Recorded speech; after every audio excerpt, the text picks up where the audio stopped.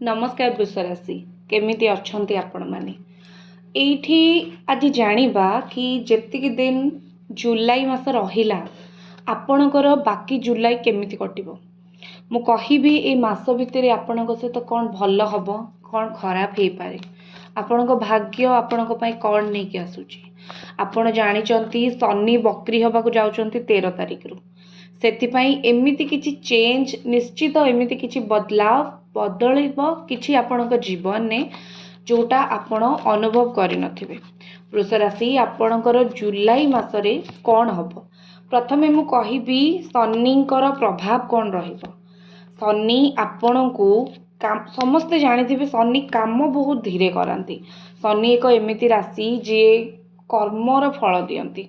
जदि आपण विगत दिन रे कर्म करिथिबे भल कर्म करिथिबे कष्टर कर्म करिथिबे शनि आपणको धनर वर्षा करिवे। एटा 100% सत। शनि आपणको धन वर्षा करबाकू जाउचंती। शनि आपणको खूब पैसा दबाकू जाउचंती। शनि फाइनेंशियली आपणको बहुत उपरकू उठेबाकू जाउचंती। वृष राशि आपण जदि कष्ट करिचंती बिजनेस करिचंती पाठ पढ़िचंती जेकोसी काम आपण करिचंती शनि आपणक पई बहुत भल फल रखिचंती।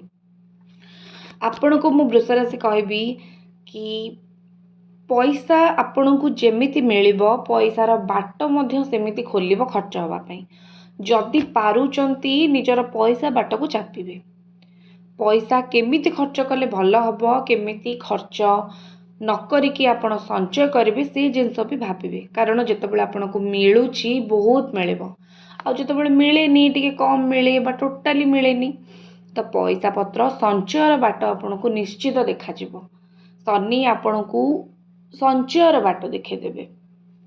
आपण जागा किनिबा प्रॉपर्टी किनिबा घर करिबा ए सबु जदि मन भितर अछि बहुत समय हेलानी चाहूचंती तो मु कहबी शनि आपण को बहुत आशीर्वाद देबे।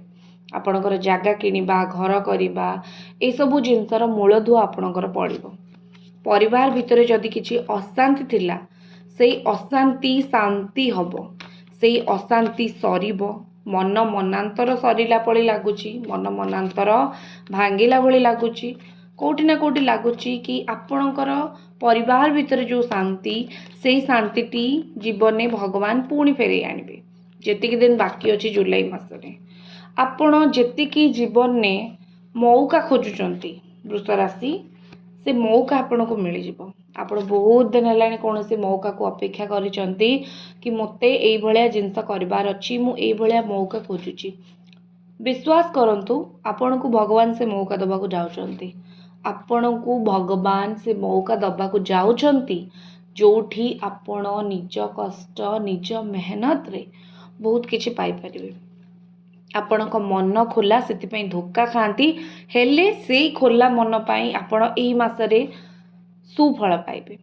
किछि लोक आपण को निश्चित चिन्हि पारिबे कि आपण सेही व्यक्ति जे मन खोला कथा कहती जहाँकर कथा बहुत भल आ लोक माने जेतबेले आपण को चिन्हिबा आरंभ करिवे कोठी ना कोठी आपणकर ही फायदा हबो। वृष राशि आपण को भगवान कोठी ना कोठी निश्चित भावे आशीर्वाद प्रदान करिवे।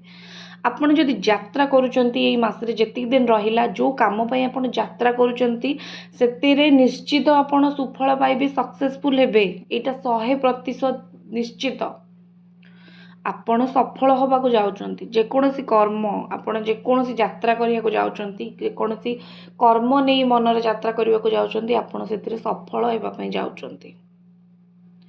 वृष राशि आपण को अचानक कहार साहाय्य मिलिबो। जेतिक दिन रहिला जुलाई मासरे अचानक कहार साहाय्य आपण को मिलिबो जोथरे आपण भाबिबे कि मु निश्चित किछि भल कर्म करथिली मते जोथरे का साहाय्य कोठी ना कोठी मिलुची।